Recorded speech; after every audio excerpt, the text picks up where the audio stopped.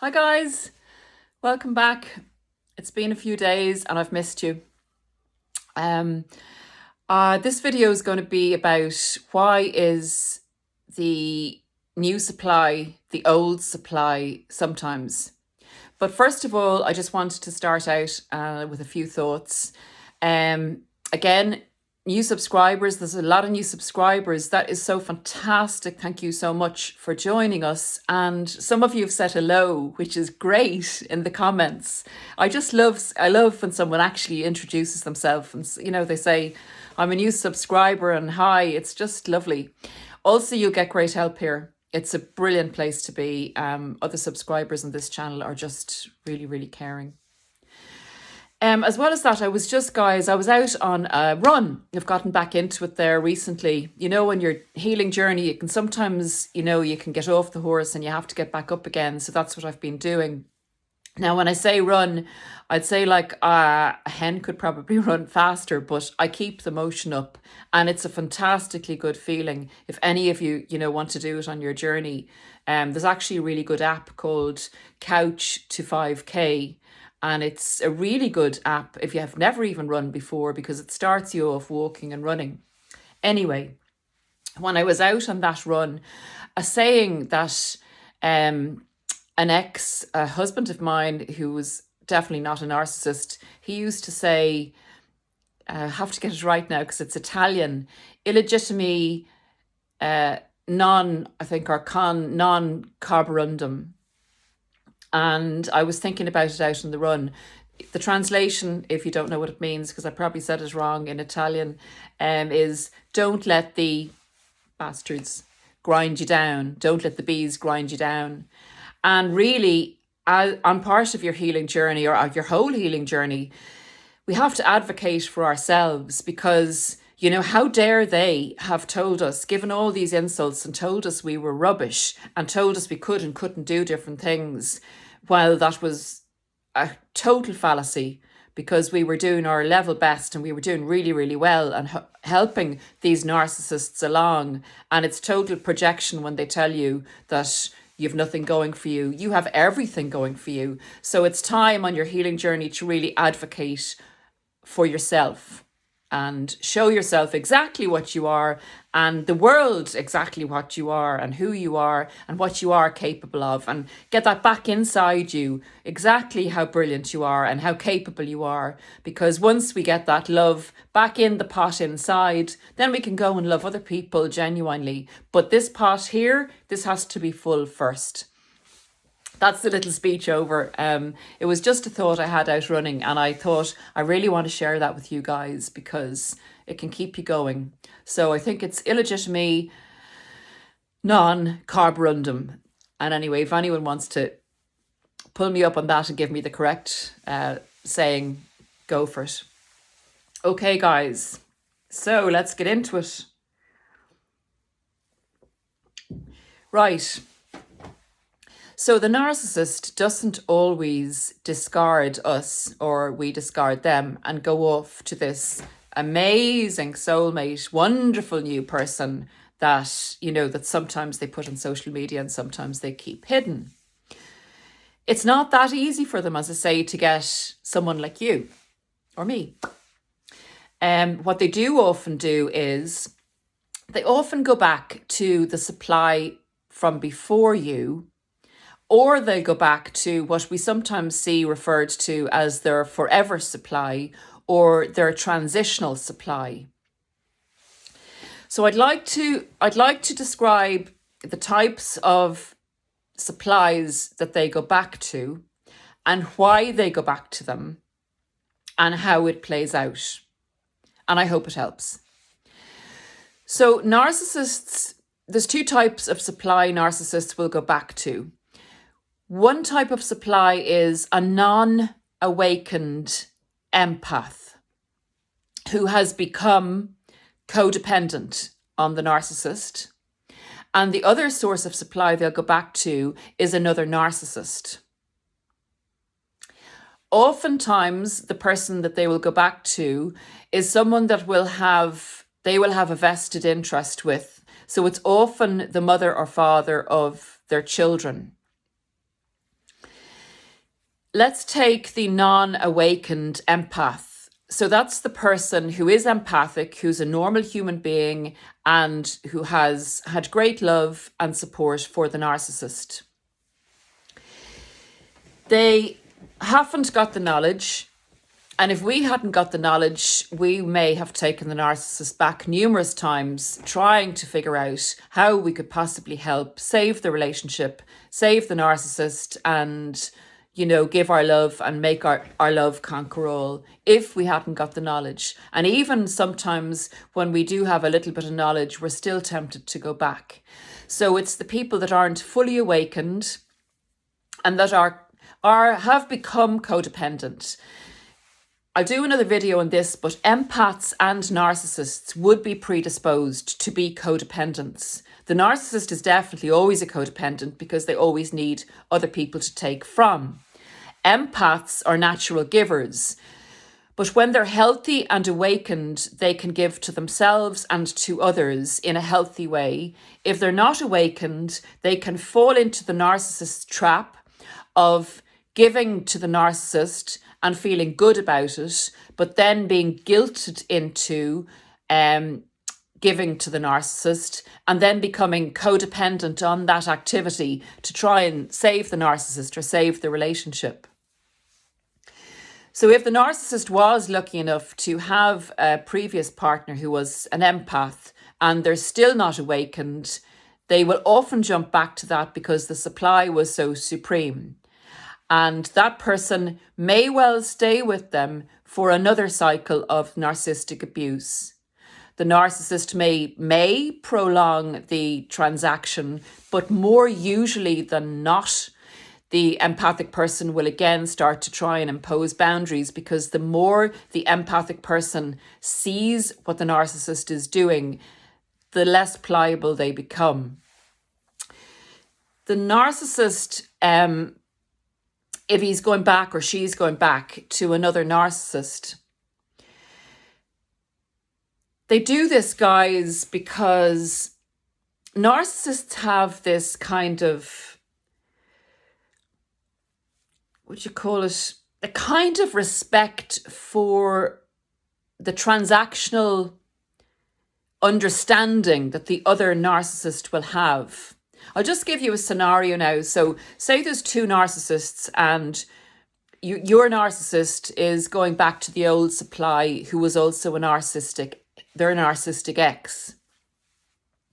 What happens with them is they kind of recognize this need in each other, and they also respect each other's view on life. They call it kind of, this no bullshit view, and we know how to get on in life, and you don't go into all that lovey-dovey givey stuff. They've kind of copped on to each other, but they know that they can have a mutually beneficial, they can step up together in a mutually beneficial way. So if the returning narcissist to the ex-narcissist has something to offer them, they will engage with their ex, and the ex will engage with them.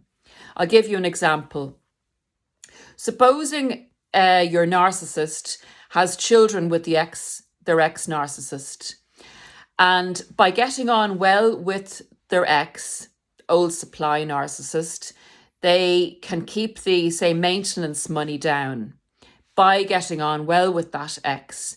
And they can also have more control of them by getting on well with them.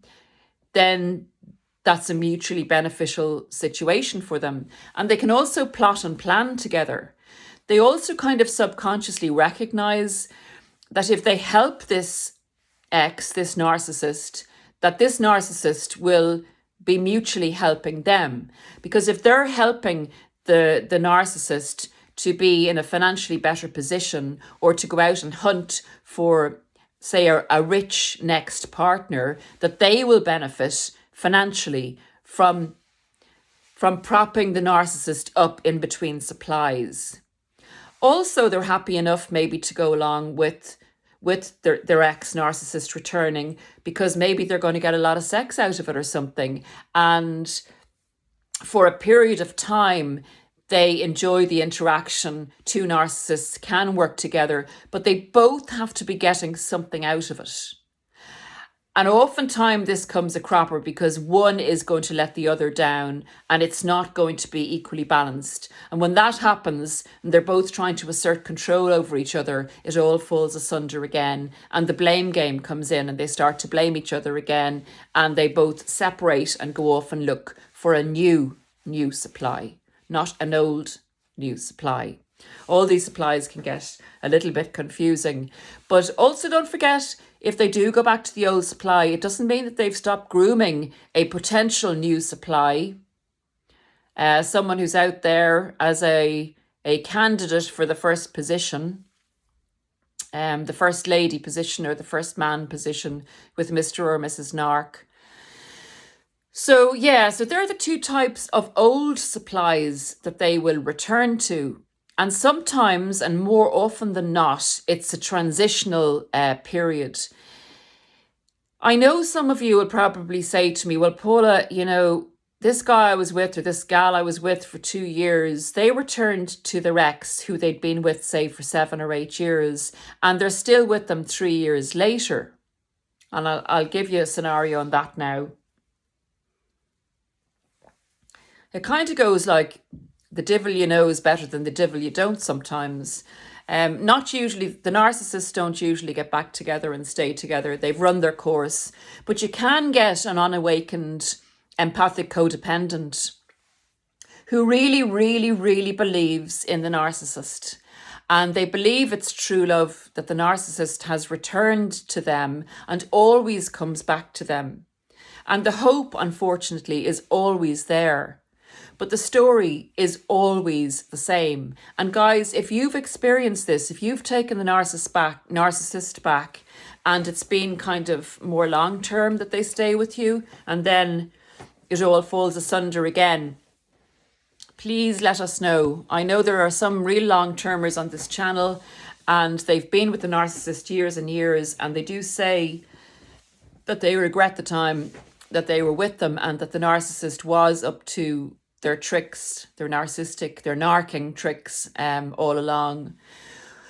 What will be happening in that case is the narcissist will be using the codependent empath as a kind of a resting ground to get their physical needs met, as a kind of an old soft punching bag where they can kind of rest up until they feel that they're ready to jump again and they've spotted a new supply with huge potential, and they will use that their old supply to kind of to get fit basically again, to go out on the hunt and to then lock down a new shiny supply. And unfortunately then for that long-term codependent, unawakened empath, they will suffer yet again another discard, or they'll suffer and have to put up with, if the narcissist is to stay with them, a huge amount of cheating going on in the background. And the narcissist will basically be having his cake or her cake and eating it. So on to the next point, guys. Why does the narcissist? What are the reasons the narcissist makes his new supply, his old supply? Or makes his old supply his new supply. There's too many supplies going on here. I'm getting confused. Right, well, the first thing is it's a kind of a safe landing pad. They know the person, they are still in control of the person, and it's convenient. It meets their needs. And you can kind of say to me, but Paula, like, why on earth's name would they leave a really good situation and go back to something that was less? And also, why would they go back to someone that they said they wanted dead on a continual basis, maybe for 2 years? They said that ruined them financially. They said was the spawn of the devil. They said was crazy. They said was alcoholic. they said was hated by so many people. I mean, this person was, they portrayed this ex-supply to you as being someone that should be locked up and the key thrown away, someone who should be in prison. Yet they've gone back to them and they've left you who loved them and who gave them everything and who looked after their every need. And it doesn't make sense at all. It doesn't make sense to a normal, healthy, empathic person, but the narcissist doesn't think like that. So from the narcissist's point of view, this is the way they see it. You were giving them too much trouble. You were asserting boundaries. Your financial situation maybe was getting not great. Maybe you were getting sick. You weren't just, for a huge variety of different reasons, weren't giving them the supply they needed. And they also may have felt that you were going to discard them. There's a huge amount of reasons as to why they actually discard people. But it's a combination of sometimes.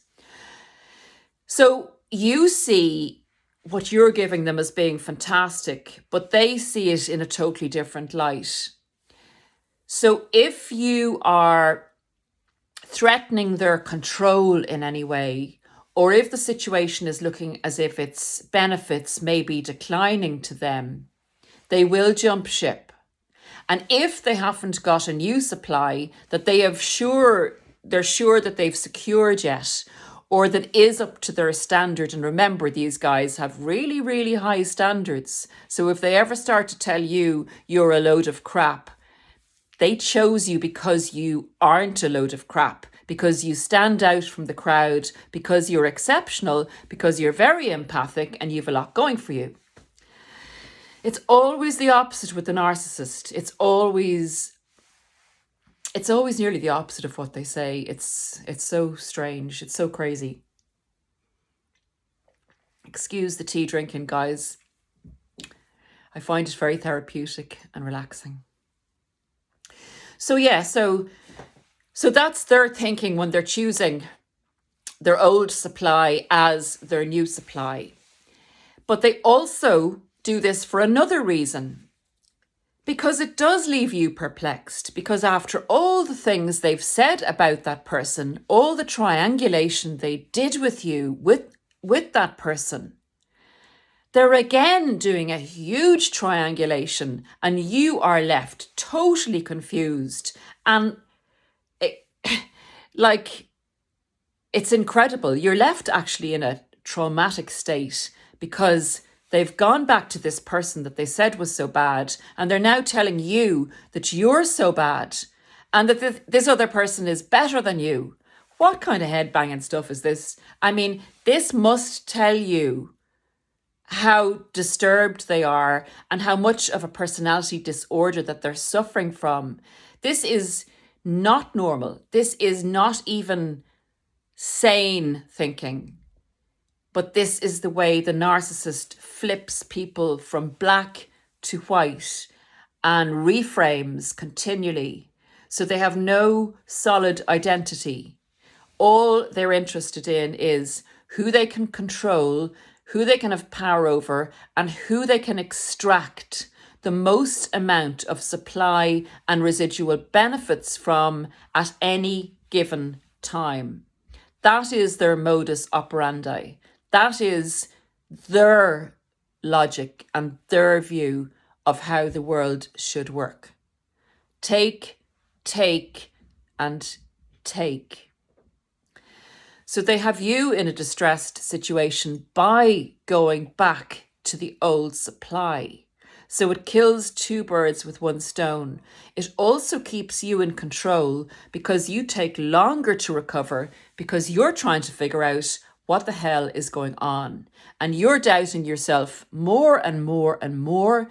And you're thinking, well, if they're gone back to a really crazy person and they're telling me that I'm worse than that person and that person's better than me, they're again invalidating you. And if you take that on, but you do because you're in such a confused state at that stage and your self-esteem is on the floor and it's really hard to get your head around things and you're grieving. There's a whole mixture of negativity going on there, but it really is effective in punishing you, in destroying you and in hurting you to particularly go back to an old supply. It's nearly worse than them going on to a new supply. Then, when you realize that this is also or can also be transitional supply because you heard maybe that they hopped from this person or that they kind of kept this person in the background to serve their needs while they were searching out a new supply. And then 6 months to a year later, if they haven't hoovered you back again, they can do this as well as going after a new supply. If you see them then with a new shiny supply toy, that can set you back again on your healing journey. Say 6 months down the road, you've accepted that they're with the old supply. You're learning a little bit about narcissism, maybe if you've been lucky enough, which again, guys, I'll interrupt the video to say, please subscribe if this information is of value to you, or subscribe to someone else that resonates with you, another channel. Just want to say that, pop it in there. Okay, so then they'll go on to a shiny new supply and you may have to take that on board at the 6 month stage when you should be getting better. You should be feeling, the healing does usually get better at 6 months, and I'll do a video on the different stages of healing soon. And leave any requests, guys, down there, by the way, if you want any specific videos that you'd like covered. And don't forget to leave buddy requests. So then they've gone off to the new supply, who is now a new supply. So they've done the old supply as their new supply. That's supply A. And then that was transitioning. That was a safe house to go to, a safe place to go to. They extracted what they needed from that old supply. They've kept them under control. They may try the hoover on you at the same time as embedding the new supply. And that, guys, concludes the video, because I've done a video there on the new supply before, and I hope that kind of is covering everything. But I just wanted to do this second video because a lot of people are perplexed at the narcissist going back to their, in inverted commas, crazy ex. And sometimes, again, I'm going to cut it here now soon, sometimes if they go back to a narcissistic ex, they're actually going back to someone who has done all those bad things on them, who is disliked universally because they are a nasty piece of work. But the narcissist doesn't care about the fact that other people perceive this person as nasty, and or the fact that they are, because the narcissist feels they can control this person, and it's in their best interests to get this person under control again, because it feeds the narcissist and it makes life easier for the narcissist, and they have an invested, together they have an invested interest in supporting each other into the future, maybe a temporary future, but they have a vested shared interest, and it can often be children. And the ex-narcissist can often help your narcissist, give them a leg up, so that they can go and find somebody who's going to be beneficial to that old relationship that they kind of maintain, they fall out of, they fall into, they fall out of, black, white, black, white. Okay, guys, have a great day, and I will see you again soon. And advocate for you. Do not let the bees grind you down. Love to you. Bye. Bye.